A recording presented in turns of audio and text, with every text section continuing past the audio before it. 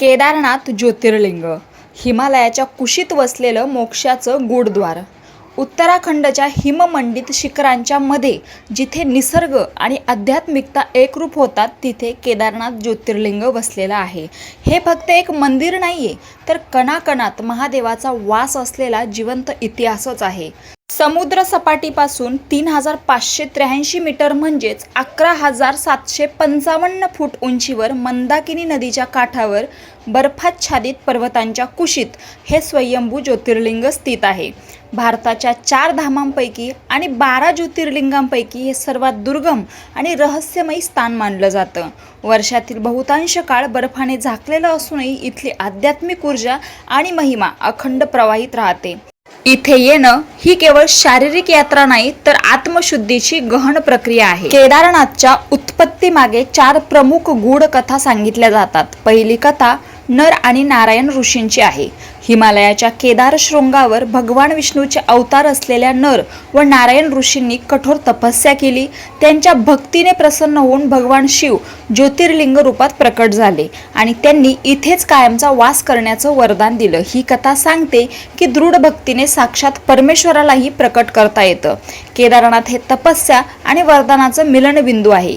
दुसरी कथा अशी की महाभारताशी जोडलेली आहे. कुरुक्षेत्राच्या युद्धानंतर पांडवांना भ्रातृ हत्येच्या पापातून मुक्ती हवी होती. ते भगवान शिवाच्या शोधात निघाले, मात्र शिव त्यांच्यावर रुष्ट होते.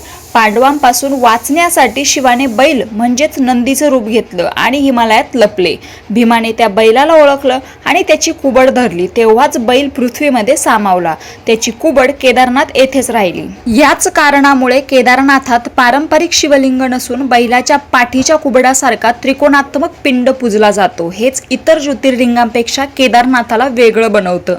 ही कथा शिकवते की पापमुक्ती केवळ पश्चातापाने होत नाही, तर दृढ संकल्प आणि शिवकृपेनेच होते. शिव इथे अर्धप्रकट आणि अर्धगुप्त रूपात आहेत. तिसरी कथा सांगते की भगवान विष्णूंनीही या क्षेत्रात तप केलं. नारद मुनींनी भगवान शिवाला विनंती केली की भक्तांच्या कल्याणासाठी त्यांनी इथे कायम वास करावा. त्यामुळे केदारनाथ हे हरी आणि हर यांच्या मिलनाचं क्षेत्र मानलं जातं. वैष्णव आणि शैव परंपरा इथे एकत्र येतात. चौथी कथा आदि शंकराचार्यांशी संबंधित आहे. 8व्या शतकात शंकराचार्यांनी ह्या मंदिराचा जीर्णोद्धार केला आणि इथेच त्यांनी समाधी घेतली अशी मान्यता आहे. त्यामुळे केदारनाथ हे अद्वैत तत्वज्ञान आणि ज्योतिर्लिंग उपासनेचा संगम आहे. ज्ञान आणि भक्ती या दोन्हींच्या एकत्रित मार्गाने मोक्ष मिळतो हा संदेश इथूनच मिळतो. जेव्हा भीमाने बैल रूपातील शिवाला पकडलं तेव्हा शिवाचे अवयव 5 वेगवेगळ्या ठिकाणी प्रकट झाले. यांनाच पंचकेदार म्हणतात. शिवाची पीठ म्हणजेच कुबड केदारनाथ येथे आहे. ती आधाराचं प्रतीक आहे. कर्माचा भार वाहणारा हा भाग आहे आणि मोक्षाची सुरुवात इथूनच होते. तुंगनाथ येथे शिवाच्या भुजा प्रकट झाल्या, त्या कर्म आणि शक्तीचं प्रतीक आहेत. जगाचं संचालन करणारे हे बाहू आहेत. रुद्रनाथ येथे शिवाचं मुख प्रकट झालं, ते वाणी आणि ज्ञानाचं प्रतीक आहे. वेदांचा उगम मुखातूनच मानला जातो. मध्य महेश्वर येथे शिवाची नाभी प्रकट झाली, ती सृजनाचं केंद्रबिंदू आहे. जीवनाची नाळ जिथून सुरू होते ती हीच नाभी. कल्पेश्वर येथे शिवाच्या जटा म्हणजेच केस प्रकट झाल्या, त्या तप आणि वैराग्याचं प्रतीक आहेत. गंगेला धारण करणाऱ्या या जटा आहेत. पंचकेदारांची यात्रा पूर्ण केल्याशिवाय केदारनाथ यात्रा पूर्ण मानली जात नाही. केदारनाथाशी अनेक गूढ आणि चमत्कारिक रहस्य जोडलेले आहेत. मंदिराचं बांधकाम हे स्वतःचं एक रहस्य आहे. हे मंदिर 6 फूट उंच चबुतऱ्यावर बांधलेलं आहे. त्याच्या भिंती 12 फूट जाड आहेत आणि उंची 85 फूट आहे. अवाढव्य आकाराचे दगड एकमेकांवर रचून हे मंदिर उभारलं आहे. इतक्या उंचीवर इतक्या प्रतिकूल हवामानात हजारो वर्षापूर्वी हे कसं बांधलं गेलं हा प्रश्न आजही अनुत्तरित आहे.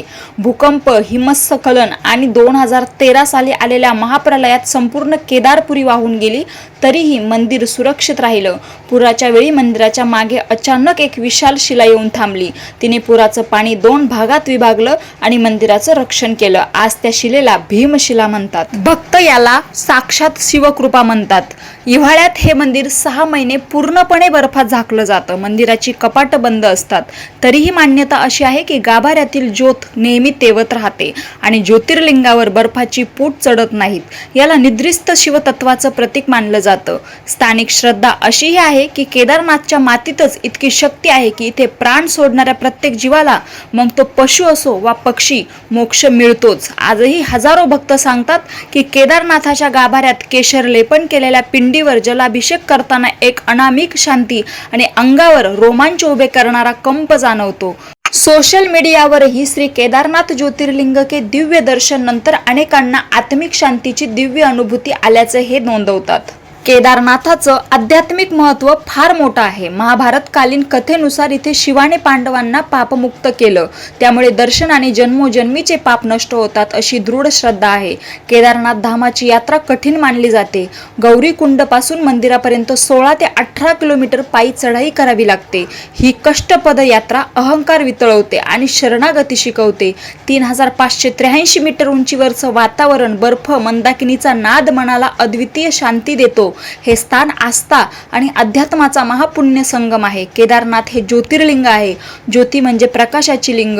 ते अज्ञानाचा अंधार दूर करून आत्मज्ञानाचा प्रकाश देतं. मंदिरातील दर्शनाचं स्वरूपही गूढ आहे. गाभाऱ्यात भक्तांना थेट स्पर्शदर्शन मिळत नाही, फक्त दुरून दर्शन घेता येतं, कारण शिव इथे गुप्त रूपात आहेत.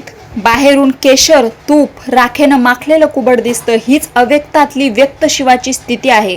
मंदिराच्या भिंतीवर पांडव आणि शिवपार्वती यांची चित्र आहेत. गाभाऱ्याच्या बाहेर आदि शंकराचार्यांची समाधी आहे. ज्ञान आणि भक्ती दोन्ही इथे एकत्र नांदतात. केदारनाथ आजच्या काळासाठी अनेक शिकवणी देतो.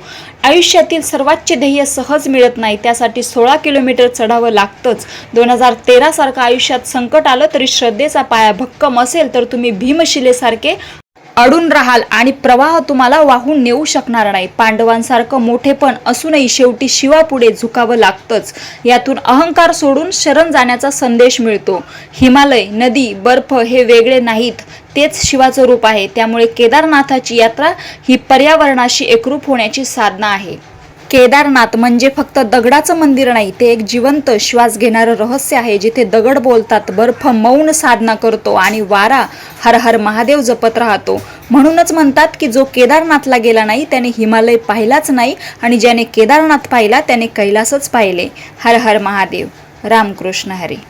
अशा अजून धार्मिक कथेसाठी माझ्या चॅनलला नक्की सबस्क्राईब करा.